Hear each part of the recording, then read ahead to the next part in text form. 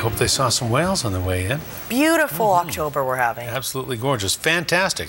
The kind of weather that makes you want to do this. Do this and spend a lot of time indoors at the hockey rinks. You betcha. Yeah, that's where you'll find hockey is here at home. Absolutely, and great hockey right now, Hudson, because a little team chemistry can certainly go a long way, and the Victoria Royals are oozing with it right now. The boys pulled out 2 gutsy road wins over the weekend to move into top spot in the BC division and take first place in the Western Conference. The Kamloops Blazers are just a single point back of the Royals in the standings, and tomorrow night the two shall meet for the 3rd time this season. They're going to be a real tough team, and they play extremely well at home, and we had the luxury of going in there firsthand with a young team and seeing how well they play at home, and also with them coming in here for a weekend pair of games, and you know, they're a very highly skilled team and they're a very disciplined team, so we're going to have to make sure that we match that. Well, the Blazers haven't lost this season in regulation. The only blemish on their record was a shootout loss to the Royals in Victoria in late September. Royal sniper Logan Nelson had the game winner on his stick in that one. The Buffalo Sabres prospect has established himself as the team's clutch performer and a shootout specialist, scoring both the tying goal and lone shootout marker in a 4-3 come-from-behind win over the Tri-City Americans on Saturday. It was special for me. It's something that it doesn't happen often, and it was a good night for me, and I was thankful for my line mates that night. What's going on here? I don't know. It's a lot of hard work and fun, and I think our group's coming together really well, and all 4 lines every night, and our leadership role is doing its job, and the younger guys are picking up, so it's good to be here. Well, Brandon McGee says there's never been a better time to be a Victoria Royal. He's bulging twine at will and has a 4-game goal streak going in his 3rd season in the WHL. The speedy centerman is playing with a purpose.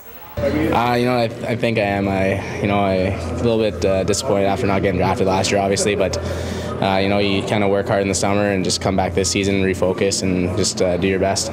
Feels like something special going on in that dressing room? I think so, absolutely. Every guy wants to win hockey games badly, and we've kind of been working hard in practice for that, and it's these little bag skates at the end of practice that are helping us out in the 3rd periods. That's really big for us.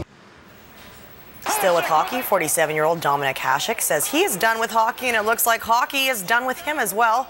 Hasek was hoping that he would be offered an NHL contract during the lockout, but no team expressed any interest. In his prime, the Dominator was twice named the NHL's most valuable player and took home the Vezina Trophy 6 times. That's almost as many times as he's threatened retirement. Hasek retired in 2002 after winning his first Stanley Cup with the mighty Detroit Red Wings, but came back, then retired again after the Wings won in 2008. He went on to play in Europe in 2011.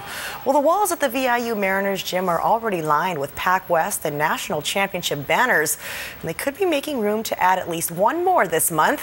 Heading into the final few weeks of the soccer season, the VIU men look poised to defend their Pac West title. It's really good for us. It was seniors weekend, so there was a lot of excitement about that. We have 5 players that are played their last home game here at Mariner Field over the weekend, so it was good. It was good that they got their 6 points, and our second win was a big win, 5 goals, which was nice too. Well, Merriman's Mariners will play the remainder of the regular season on the road. They are currently tied with Douglas College for top spot in the league and are a lock to make the postseason, but a strong finish is where their focus lies. That part of the story coming up during Vancouver Island Report.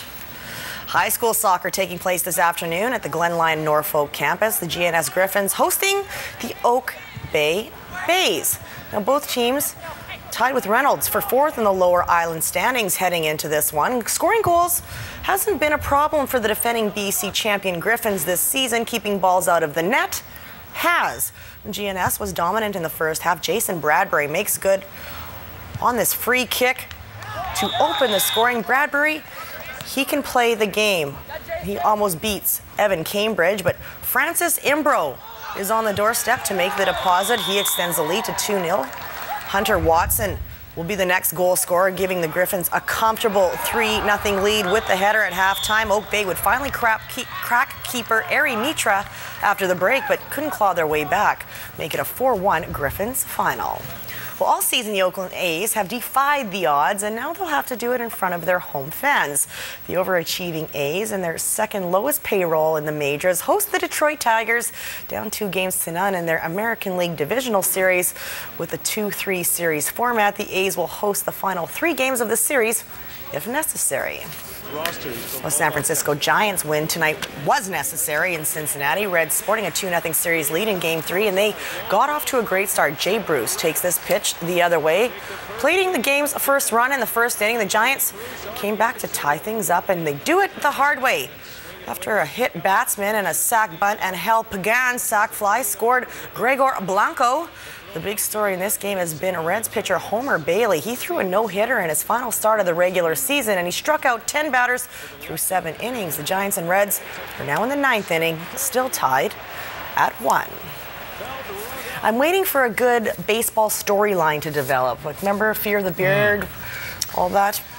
Well, just tune in tomorrow night as the Yankees. When the Yankees are on, right, of course. I was disappointed in them last night, but I'll tell you, it's fun. Matrix? It's a lot of fun. It's a lot of fun. A lot of fun doing that. All right, Mai, thanks. We'll see you at 6:45 I'll be back. or so. All right.